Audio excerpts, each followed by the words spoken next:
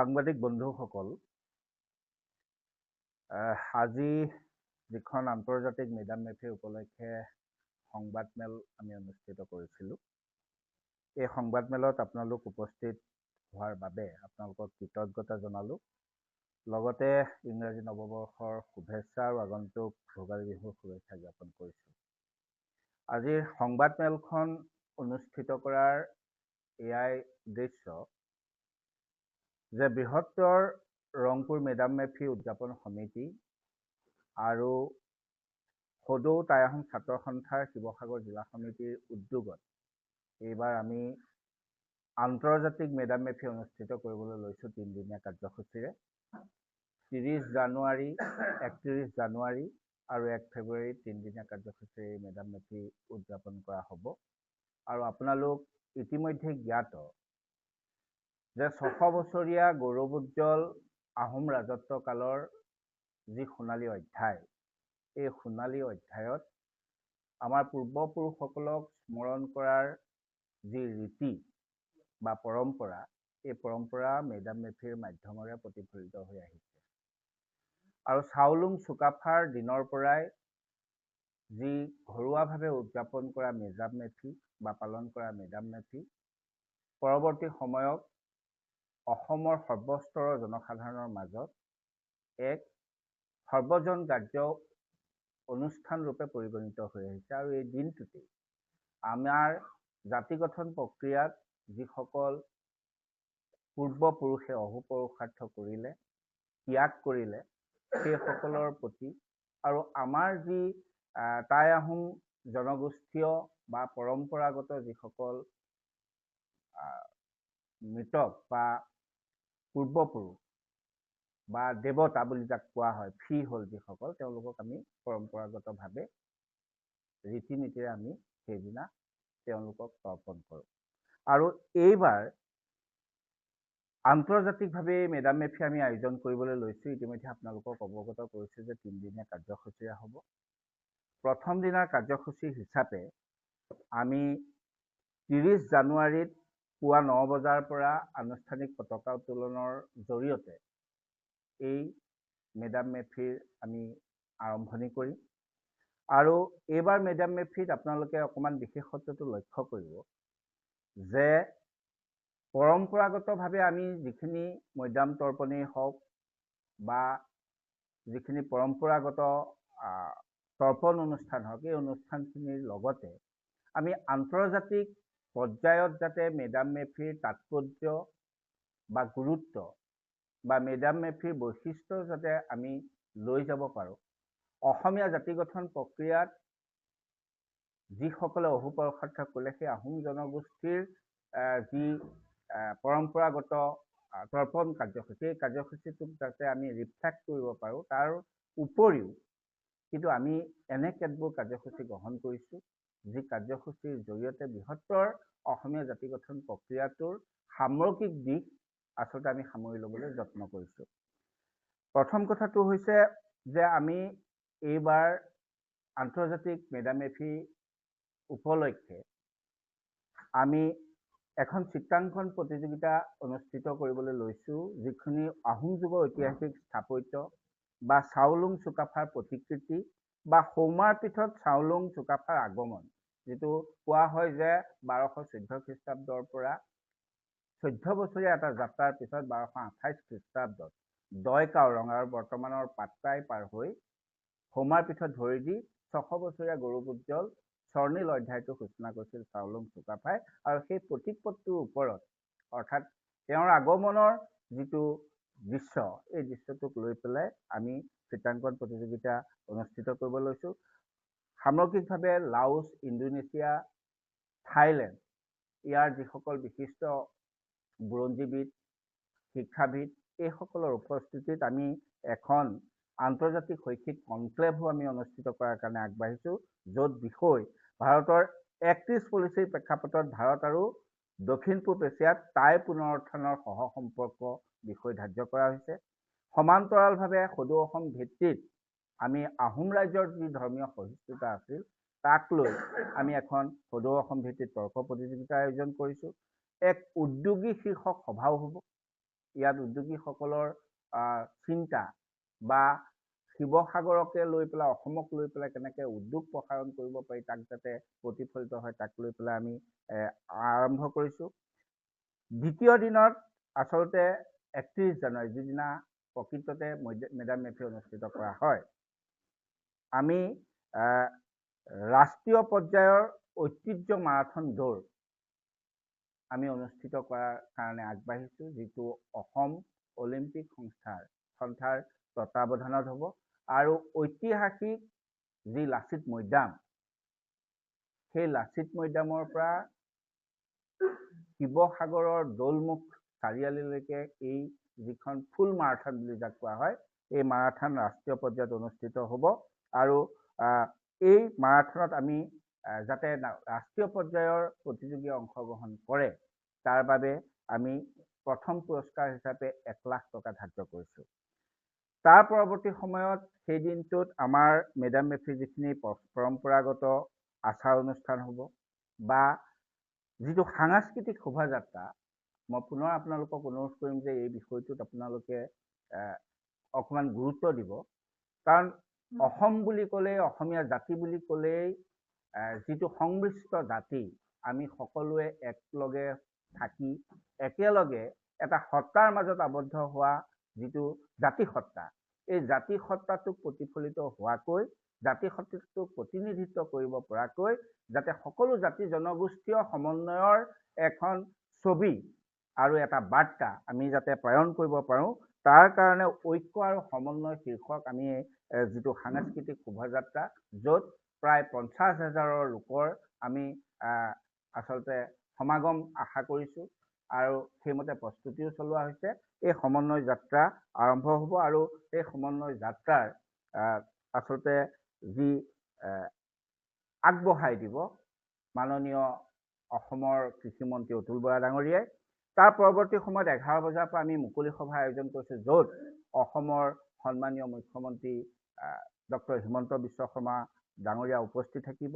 বিশিষ্ট অতিথিৰূপে Thailand, Vietnam আৰু লাওছৰ আন্তৰ্জাতিক খ্যাতিসম্পন্ন কেইবাগৰাকীও টাইচান প্ৰতিনিধি তেওঁলোক উপস্থিত থাকিব। অভিভাৱক মন্ত্ৰী তথা শিক্ষামন্ত্ৰী ৰণোজ পেগু উপস্থিত থাকিব। স্থানীয় বিধায়ক বা নাহৰকটীয়াৰ বিধায়ক, টাই আহোম উন্নয়ন পৰিষদৰ অধ্যক্ষকে আদি কৰি বহু গণ্যমান্য বিশিষ্ট ব্যক্তি সেই দিনটোত উপস্থিত থাকিব। তাৰ পৰৱৰ্তী সময়ত আমি 31 জানুৱাৰীতেই বিয়লি 5 বজাত স্থানীয় সংগঠনসমূহৰ যিসমূহ সংগঠনে অসমৰ বিভিন্ন সমস্যা বা অসমৰ জাতিসত্তাৰ যেতিয়াই সন্ধিক্ষণ আৰম্ভ হয় বা উপস্থিত হয়, তেতিয়াই তেওঁলোকে বলিষ্ঠ কণ্ঠৰে মাত মাতি জাতিসত্তাটোক একত্ৰ কৰাত বা জাতিসত্তাটোক পুনৰ উত্থান কৰাত আচলতে সহযোগিতা আগবাঢ়িছে। সেইসকলৰ আচলতে মনৰ ভাৱ বা সমন্বয় আৰু একক দৃষ্টিভংগীৰ জৰিয়তে স্থানীয় যুৱ সংগঠনসমূহক কেনেকৈ শক্তিশালীকৰণ কৰিব পাৰি সেই সম্পৰ্কে আমি এখন আচলতে সভাৰ আয়োজন কৰিছোঁ। তাৰ পৰৱৰ্তী সময়ত এখন ঐতিহাসিক নাটক, যিখন নাটক আচলতে বিভিন্ন ৰাষ্ট্ৰীয় পৰ্যায়তো বা মঞ্চতো অনুষ্ঠিত হৈছে, মঞ্চায়ন হৈছে। সাঁচিপাতৰ পুথিৰ পৰা মই গন্ধৰে কৈছোঁ, এই নাটকখন আমি ঠিক সন্ধিয়া 8 বজাত আমি মঞ্চস্থ কৰিম, যিখন এখন গুৰুত্বপূৰ্ণ নাটক হিচাপে বিবেচিত হ'ব আৰু সেই দিনটোত লগত ৰজিতা খোৱাকে এক গুৰুত্বপূৰ্ণ অনুষ্ঠান হিচাপে বিবেচিত হ'ব। তৃতীয় দিনা অৰ্থাৎ 1 ফেব্ৰুৱাৰীৰ দিনা আমি 11 বজাৰ পৰা মহিলা সমাৱেশ এখন আয়োজন কৰিম, য'ত সদৌ টাই আহোম ছাত্ৰ সন্থাৰ শিৱসাগৰ জিলা মহিলা সমিতিৰ তত্বাৱধানত অনুষ্ঠিত হ'ব, য'ত সংগীতা বৰুৱা পিছৰাতি, যি আচলতে এইবাৰ প্ৰেছ ক্লাব অফ ইণ্ডিয়াৰ সভাপতি হিচাপে নিৰ্বাচিত হৈছে, যিগৰাকী আমাৰ অসমীয়া এগৰাকী ছোৱালী, যিগৰাকী গৌৰৱ, তেওঁ উপস্থিত থাকিব। উপস্থিত থাকিব ডক্টৰ শিখা কোঁৱৰ। আপোনালোকে জানিবলৈ ভাল পাব যে টাই আহোম জনগোষ্ঠীটোৰ বাবেই নহয়, অসমীয়া জাতিসত্তাৰ শক্তিশালীকৰণত ডক্টৰ শিখা কোঁৱৰে তেওঁৰ যি বৌদ্ধিক যাত্ৰাৰে যি গুৰুত্ব প্ৰদান কৰি পেলাই আগবঢ়াই নিয়াত যৎপৰোনাস্তি চেষ্টা কৰি আহিছে, সেই শিখা কোঁৱৰ উপস্থিত থাকিব। নীলাক্ষী বৰগোহাঁই থাকিব, লগতে কৰবী ডেকা হাজৰিকা বাইদেউ ইয়াত উপস্থিত থাকিব। আপোনালোক নিশ্চয়কৈ অৱগত যে আহোম ৰাজত্ব কালৰ এক গুৰুত্বপূৰ্ণ অধ্যায় হৈছে নাৰী সবলীকৰণ, য'ত চাউচিং কুঁৱৰীৰ পৰা ফুলেশ্বৰী কুঁৱৰী হৈ মূলা গাভৰুৰ পৰা আদি কৰি যিসকল বীৰ বীৰাংগনাই আচলতে জাতি গঠন প্ৰক্ৰিয়াত বা শক্তিশালী এক ভূমিকা গ্ৰহণ কৰিছে, ইয়াক যিটো ৰিফ্লেকশ্যন, এই ৰিফ্লেকশ্যনৰ কাৰণে আচলতে যি গুৰুত্ব, এই গুৰুত্বক দিয়েই আচলতে এই মহিলা সমাৱেশৰ আয়োজন কৰা হৈছে। তাৰ পৰৱৰ্তী সময়ত শেষৰটো দিনৰ কাৰ্যসূচী 5টা বজাত আমি যিসমূহ পুৰস্কাৰ বিতৰণ কৰিব লাগিব, যিসমূহ প্ৰতিযোগিতা ইতিমধ্যে হ'ব, মাৰাথন দৌৰেই হওক, ৰাষ্ট্ৰীয় পৰ্যায়ৰ বা কুইজ প্ৰতিযোগিতাই হওক, যি বুৰঞ্জী ইতিহাস সম্পৰ্কীয় কুইজ প্ৰতিযোগিতা, যি কেৱল 1228ৰ পৰা 1826 চনলৈকে আহোম ৰাজত্ব কালৰ 600 বছৰীয়া গৌৰৱোজ্জ্বল অধ্যায়টোৰ সম্পৰ্কত যিটো কুইজ প্ৰতিযোগিতা আয়োজন কৰিছে, তাৰ পুৰস্কাৰসমূহেই হওক বা তৰ্ক প্ৰতিযোগিতাকে আদি কৰি যিসমূহ প্ৰতিযোগিতা হ'ব, এই প্ৰতিযোগিতাসমূহৰ পুৰস্কাৰ বিতৰণ আৰু সমাপন অনুষ্ঠানত তাত প্ৰাক্তন মুখ্যমন্ত্ৰী আৰু বৰ্তমানৰ কেন্দ্ৰীয় মন্ত্ৰী, যি আচলতে বন্দৰ দপ্তৰৰ কেন্দ্ৰীয় মন্ত্ৰী সৰ্বানন্দ সোণোৱাল ডাঙৰীয়া উপস্থিত থাকিব। লগতে সাংসদ তথা আন এগৰাকী কেন্দ্ৰীয় মন্ত্ৰী পবিত্ৰ মাৰ্ঘেৰিটা, অসমৰ কেবিনেট মন্ত্ৰী যোগেন মহন, বিৰোধী দলপতি দেৱব্ৰত শইকীয়া, ডিমৌ সমষ্টিৰ বিধায়ক সুশান্ত বৰগোহাঁই, সোণাৰী সমষ্টিৰ বিধায়ক ধৰ্মেশ্বৰ কোঁৱৰ, অসম ঔদ্যোগিক উন্নয়ন নিগমৰ অধ্যক্ষ তপন গগৈ, লুৰিণজ্যোতি গগৈ সভাপতি জাতীয় পৰিষদ, পলাশ চাংমাই এজোৱাই চুপিৰ তেওঁ সন্মানীয় সভাপতি, পলিন্দ বৰা মৰাণ ছাত্ৰ সন্থাৰ তেওঁ সভাপতি, জগদীশ বৰাই সদৌ জনজাগোষ্ঠীৰ ছাত্ৰ সন্থা অৰ্থাৎ আটছাৰ সভাপতি জগদীশ বৰাই থাকিব। সদৌ অসম ছাত্ৰ সন্থাৰ সাধাৰণ সম্পাদক সমীৰণ ফুকনক আমি আমন্ত্ৰণ জনাইছোঁ। কোচ ৰাজবংশী ছাত্ৰ সন্থাৰ বলোৰাম বৰ্মন, তেওঁ সাধাৰণ সম্পাদক, তেওঁক আমি আমন্ত্ৰণ জনাইছোঁ। আটাচুৰ যি যুটীয়া সাধাৰণ সম্পাদক দিগন্ত চাংমাই, সদৌ অসম মটক যুৱ ছাত্ৰ সন্মিলনৰ স্বৰূপ গোহাঁই সম্পাদক, তেওঁ উপস্থিত থাকিব। আৰু লগতে আমি শচীন গগৈ, যি editorial lead Asia Pacific BBC, তেওঁক আমি আমাৰ শিৱসাগৰৰ সন্তান, ৰংপুৰৰ সন্তান, তেওঁক আমি আমন্ত্ৰণ জনাইছোঁ, তেওঁ উপস্থিত থাকিম বুলি ইতিমধ্যেই কথা কৈছে। তাৰ পৰৱৰ্তী সময়ত পিছৰটো কাৰ্যসূচী বাৰেৰহণীয়া সাংস্কৃতিক কাৰ্যসূচী আমি অনুষ্ঠিত কৰাৰ চেষ্টা চলাইছোঁ বা প্ৰচেষ্টা ইতিমধ্যে অব্যাহত আছে। যি আচুৰ্য বৰপাত্ৰ, অসমৰ এগৰাকী জনপ্ৰিয় কণ্ঠশিল্পী, তেওঁ সংগীত পৰিৱেশন কৰিব, সংগীতৰ অনুষ্ঠান হ'ব আৰু উদ্বোধক হিচাপে স্থানীয় বিধায়ক অখিল গগৈ থাকিব। তাৰ পৰৱৰ্তী সময়ত আমি আমাৰ যিসকল পূৰ্বপুৰুষৰ জাতিটো গঢ়ি থৈ যোৱাৰ কাৰণেই, এইখিনি মাটি আমাক দি যোৱাৰ কাৰণেই আজি আমি থিয় হ'ব পাৰিছোঁ বা তেওঁলোকৰ তৰ্পণ অনুষ্ঠান আয়োজন কৰিব বিচাৰিছোঁ বা পাৰিছোঁ।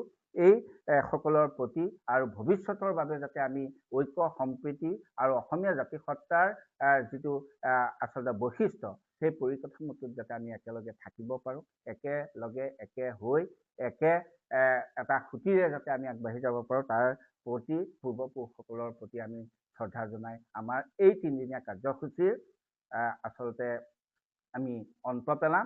আৰু এই 3দিনীয়া কাৰ্যসূচীত আপোনালোকৰ লগতে আপোনালোকৰ মাধ্যমেৰে অসমবাসীক আমি আমন্ত্ৰণ জনাইছোঁ, আপোনালোক আমাৰ এই অনুষ্ঠানলৈ আহক।